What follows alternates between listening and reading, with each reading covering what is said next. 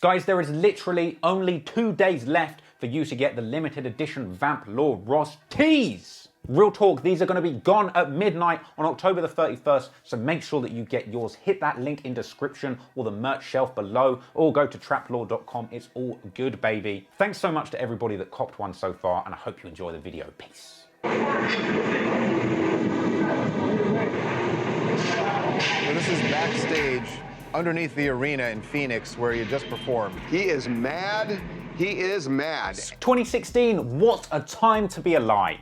Drake is on his Summer 16 tour with Future, picking up a very large bag. And one of these shows was a September spot in Phoenix, Arizona. And I know that most people only go to Phoenix, Arizona to escape punishment for crimes committed in other states, or just to pick up this nation's strongest homemade PCP. But even though Drake and Future were in Phoenix to get a bag, unfortunately, when Drake stepped off of stage that night in Phoenix, things weren't quite right. As Drake would discover that whilst he was performing on stage, some sneaky finesser managed to slip their way onto his tour bus, making off with a briefcase that supposedly contained $3 million worth of jewelry. Now, Drake and his team immediately claimed that this briefcase belonged to none other than his DJ, Future the Prince. Not to be confused with the actually talented Future the Rapper. But just in case you're confused, here's a handy guide. Future the Rapper is the guy that's been rapping about being hooked on drugs and pills for the past 10 years, and Future the Prince is just a guy who looks like he's been actually addicted to drugs and pills for the last 10 years. I mean, just look how skinny and small he looks here next to Drake. I'm sorry, but why isn't Drake feeding his mans properly on tour? Future the Prince is out here looking malnourished. I swear if you tried to put $3 million in jewelry on this guy's neck, he'd just fall over. Now, since this story became public, there was plenty of speculation that really it was Drake's jewelry that had been stolen, and he was just trying to pin things on Future the Prince to save face. But in many ways, that story is so hard to believe when you look at just how angry Drake was upon discovering this robbery had taken place. What do you have to say to the guys that robbed him? Nobody robbed him. Huh? Nobody robbed him. Well, they got that man arrested, you know what I mean? Say what? They have that man arrested. Oh sure, okay Drake, you weren't robbed. What was this tantrum all about then? I mean look, I know that being Drake's DJ is surely a good job, but $3 million in jewelry? Really? And that's not to say that Future the Prince wasn't hustling hard as a DJ. Hell, we all know that he's Drake's DJ because any time that he touches a record without Drake, he makes sure to put Drake's official DJ on every single poster in sight. In fact, I believe OVO do a similar thing when Back and Not Nice is performing in town, with posters saying that he is Drake's official human trafficker. Anyway, a lot of people weren't buying the fact that Drake's DJ would have had $3 million in jewelry. I mean, Future the Prince must have been letting Drake clap them cheeks for $3 million in jewelry. And while I personally think that it is pretty unlikely that Future the Prince had $3 million in jewelry, I think that it's more likely that Future the Prince may have been OVO's designated tour chain carrier, possibly with him being in charge with looking after the OVO crown jewels. Maybe Future was the one carrying Drake and his team's chains for safekeeping. Or hell, maybe this briefcase is just where they kept I Love McConan locked up when they took him on tour. But regardless, once word got out the OVO crown jewels had been taken, many people were speculating exactly what items were missing from the collection after this robbery went down. And at this point in 2016, Drake had been spotted with numerous pieces of choice jewelry, including the Frank Mueller that he bought from Ben Baller. What you got on your wrist, man? You know what it is, man, that Frank Mueller.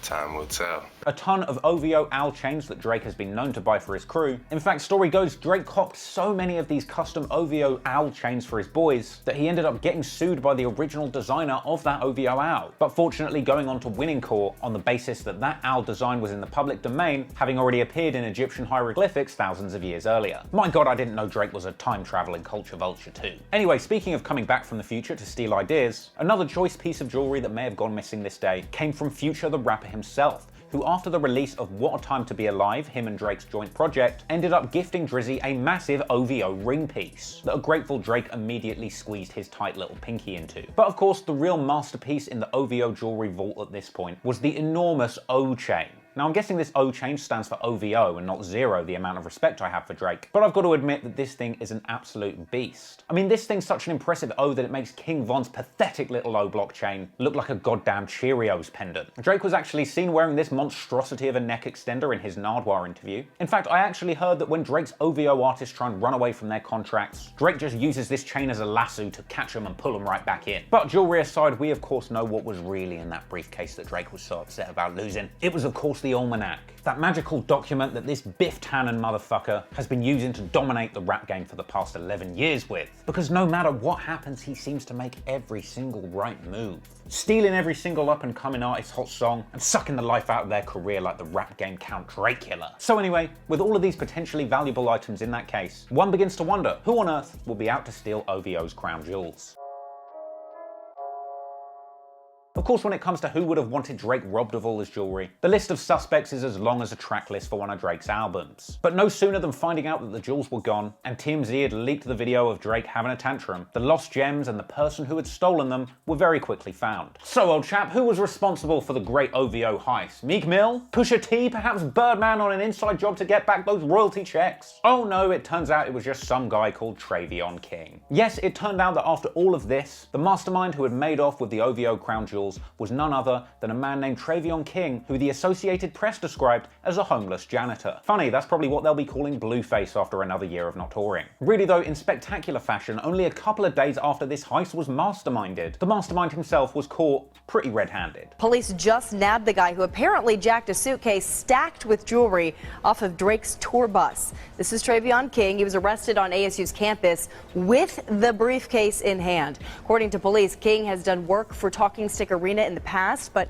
was not on duty during last night's concert. Now, I'd have thought that by the time the cops worked out what happened, Drake's jewelry would have all been melted down into OVO magma, with all of those precious metals being repurposed into middle-of-the-mall engagement rings for the kind of basic girls that listen to Drake's music. But it turned out the jewels hadn't even gone that far. And once the police got their hands on the perp, the news got their hands on the juicy details surrounding the heist. In court, it was revealed that Travion had actually done work for the venue where the concert had been taking place in the past, which gave him inside knowledge of the layouts of the building so that he could get to Drake's tour bus on some Ocean 69 shit. Apparently there was only a tight 15-minute window where the security would be relaxed enough for Travion to slip into Drake's tour bus undetected. Apparently on his way in, he had even finessed the tour bus driver who was on board into thinking that he was one of Drake's entourage in order to get closer to the jewels without problem. But here's the weirdest thing.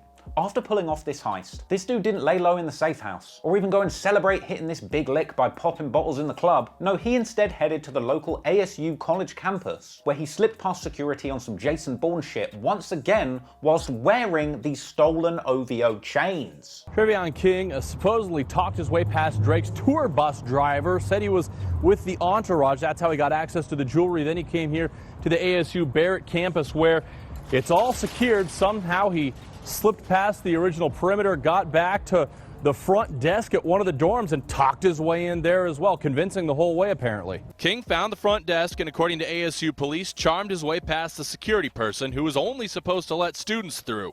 ASU police say he was wearing some of the jewelry he stole from Drake's bus. Yes, this guy was moving out here like OVO Travion, pulling up to the university dorms, flexing his new jewels. And whilst you might think that he was only there to try and find some kind of rich Drake fan to fence these jewels to, it would actually turn out that the real reason he was on campus was much more sinister and stupider. First a jewelry heist, then on to ASU looking for sex. He walked into an unlocked room and climbed into bed with a girl and offered sex. She said no.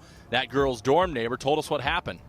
He was just talking to them, I guess, and he wanted to show him his new jewelry. Yes, this criminal mastermind plotted this entire heist out, learning the blueprints of the arena, slipping onto the bus in a tight 15-minute window of lax security, stealing all these chains and getting away totally scot-free, all just so he could throw them on himself to flex and try and get some ass at a local university. Hell, I would even say that I admire this young clout chaser's hustle had he not just committed borderline sexual assault by sliding in some girl's bed. I mean, you'd have to be out of your mind to do that. The girls called police, who said King admitted he was there to find sex and was high on marijuana and PCP. Ah, yes. High on PCP. Sounds about right. And so when they bring Travion King and a whole bunch of stolen OVO chains into the police station, the cops check the CCTV from the arena the night they were stolen and realized, hey, we got our guy. And while not too much extra background info is known about Travion King or his true motivations, with all of the OVO chains in hand and CCTV footage pinning him as the perp, Travion King was banged to rights, forced to face trial for this wild chain-snatching rampage, and even inexplicably finessing his way out on bail ahead of the trial, telling the judge that he's tired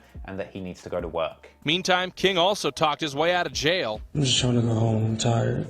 I'm supposed to be at work. Charged with burglary and theft, King was released on a promise he'll return for court. Trevion King eventually got a year in jail and 5 months supervised probation for the OVO chain heist. And he also narrowly avoided catching any sex charges because, fortunately for everybody involved, he didn't actually act on any of the creepy stuff that he was saying that night he snuck into the girl's bed. On top of that, in court, the details of the theft were elaborated on, and it was revealed that that supposed $3 million in jewelry was actually worth a much more sensible $400K. See, I knew Future the Prince didn't have $3 million in jewelry. That was big cap. And while the police never actually confirmed exactly what items were recovered and or returned to Drake and Future the Prince, it does appear as though Drake's coveted almanac was never returned. Funnily enough, only a few months after this incident, Future the Prince was actually upgraded to Drake's manager, taking over from his previous star manager, Oliver. In fact, Drake even shouted out this new managerial relationship in the song Non-Stop, where he says, "Future took the business and ran it for me." In fact, ever since Future took over as Drake's manager, it feels like Drake has made strong move after strong move under Future's leadership. And Future was clearly doing well for himself and securing a nice bag. After all, he was actually spotted courtside with Drake, wearing 2 very expensive luxury watches, a Richard Mille and a presidential Rollie. Wait a minute, 2 luxury watches, $400,000 jewelry heist, making all the right moves in Drake's career? My God, it was an inside job all along. Thanks for watching, guys, and thank you to the patrons. Don't forget, if you want to get a Vamp Lord Ross t-shirt, go to traplord.com or hit the merch shelf below. You have only got 2 days left. It's a Spooktober special, baby. They are gone as soon as we hit midnight on Halloween. So I hope you get in there and manage to get one in time. Thank you so much, everybody, for supporting, watching, and copping. It means the world to me. Peace.